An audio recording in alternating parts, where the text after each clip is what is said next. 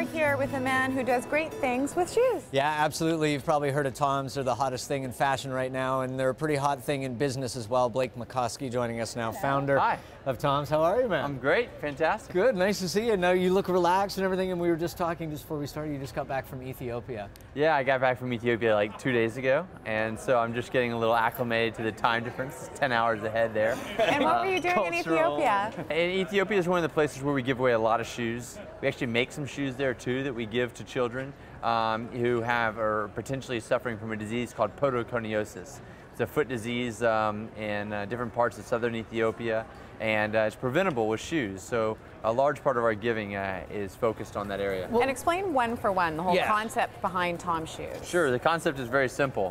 When we sell a pair of shoes, we also give a pair to a child somewhere in the world who desperately needs shoes. Always one for one. So there's no percentage, no formula. You know exactly what's happening. You leave this store with a pair. So I buy those sparkly ones right there, and somebody's going to get these. Yeah. So whether you buy the sparkly ones or the boots or the lace-ups, any of the shoes that you buy of Tom's guarantees that a child who desperately needs a pair of shoes will be getting a pair. Okay, you say it's a simple idea, and yet it's revolutionary in retail especially. I mean, it's kind of an unheard of concept. Well, the thing is, it's just so interesting to me is like when I started it, I had no experience in shoes or retail or anything, and I was in the technology space.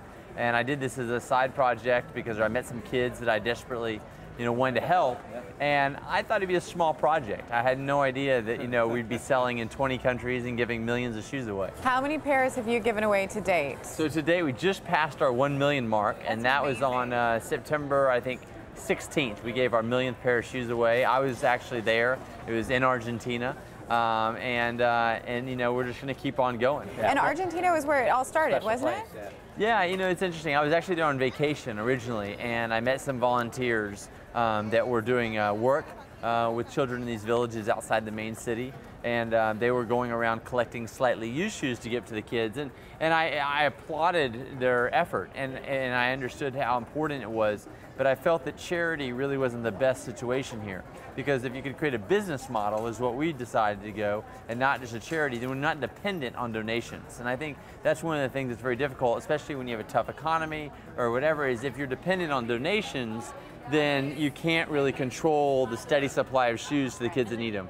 So that's why we decided to start this business on this one-for-one model, which we thought was just a very simple little idea, and now it's really grown. Well, and obviously, there's a huge attraction, I think, for consumers to the idea of one-for-one, but you make some pretty dope shoes too, man. Yeah, I mean, like these right here, I mean, like this shoe, was kind of an extension of the original classic, and I mean, it's amazing to see, the consumers are just super excited about the designs and the function of the shoe as well. Plus, if you have a shoe that's really comfortable, you're going to be wearing all the time, then every day you put it on, you're going to be reminded of that child that you helped. That's so amazing. it's a kind of reaffirming thing. And how much of a spark is that within the company? I mean, as you guys have grown as well, and as more and more people are working for you, I just can't help but think how motivational that would be for everyone that's involved with the company. Well, it's great because all of our employees get to go on shoe drops, so they actually get to go and hand place those shoes on kids' feet. And see the kids too. It must be so amazing when you see the children and they get what could be their very first pair of shoes. What's that like for you? Yeah, for many of them, it is their first pair,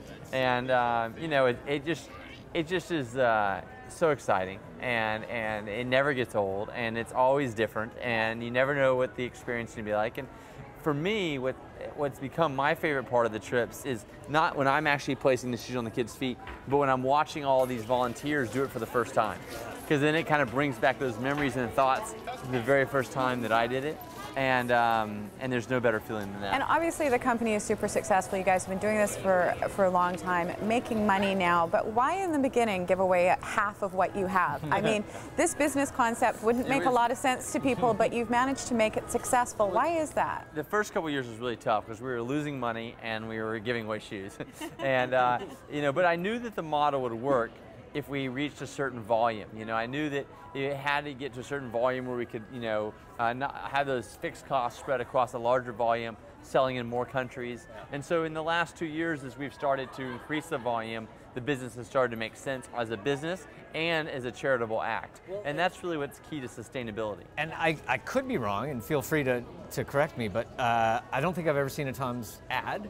I don't think, and the first time I heard about it, I was telling your guy Keith that you work with that I read about it from a friend on Twitter who had a link to your website, and I saw the shoes, loved them, and then read the story. But that's really been another sort of key point for you guys, is this is a real word of mouth kind of sensation in a company. Absolutely. We would never have been able to do this, 5, 10 years ago, because not only do we need word of mouth, but we needed basically a very inexpensive or free in most cases way to spread the images of the shoe drops and the images of the shoes. And so Twitter, Facebook, MySpace, these are the things that YouTube that have allowed us to spread our message.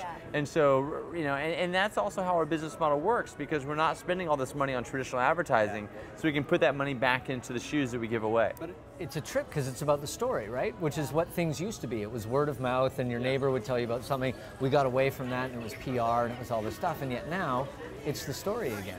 And I think it's coming back to that. I mean, not just with Tom's. I mean, Tom's is a probably extreme example of storytelling and how that works. But I think it's also just coming back to this idea that we trust our friends more than we trust advertising.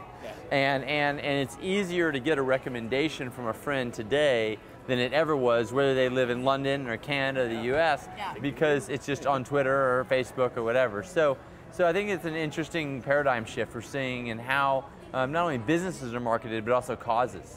Well, congratulations on all the amazing work that you've done. Awesome. Spread the word, spread the love. When you buy a pair of Tom's shoes, someone who needs them will get a pair of these, which is absolutely incredible. It's part of their one-for-one program. So make sure that you pick them up at Holt Renfrew. Yep. Thank you again. You go on the website as well, which is pretty dope. Thanks, buddy. Thank you very much. Appreciate it, man. Para, ¿qué número tenés?